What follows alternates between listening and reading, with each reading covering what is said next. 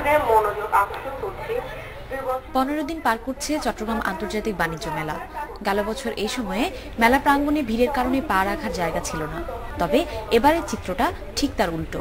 সারাদিন ফাঁকা থাকলেও সন্ধ্যায় কিছুটা লোক সমাগম হয়। তারপরও মেলার আগের সেই আমেজ পাচ্ছেন না দর্শনার্থীরাও। সবার মুখে একই উত্তর, রাজনৈতিক অস্থিরতা, ককটেল আর পেট্রোল বোমার ভয়।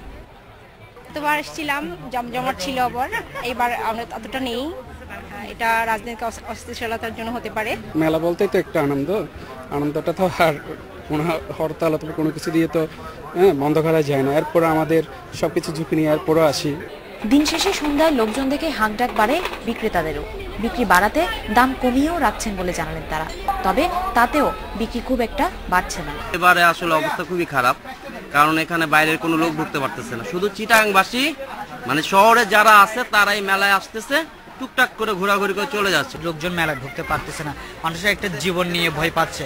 আমাদের যে প্রোডাক্টগুলো নিয়েছে আমরা মনে করছি গত বছর থেকে এবার একটু ভালো বিক্রি করব, কিন্তু সে মূল্য আমরা বিক্রি করতে পারতেছি না।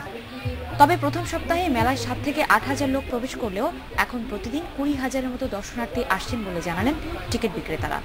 আমাদের স্টল যারা প্যাভিলিয়ন বড় বড় কোম্পানিরা যারা তাড়াতাড়ি আসে নাই, তো সুতরাং মানুষ কম হয়। আমরা ইনশাল্লাহ লাস্টে আমাদের 40, 50, 60, 70,000 লোক পর্যন্ত মেলায় আসবে বলে আমরা আশা করি। এবারে মেলায় 400-এরও বেশি দেশি বিদেশি প্রতিষ্ঠান অংশ নিয়েছে। মেলার প্রবেশ মূল্য রাখা হয়েছে 10 টাকা। নাসরিন জাহান, ইন্ডিপেন্ডেন্ট নিউজ, চট্টগ্রাম।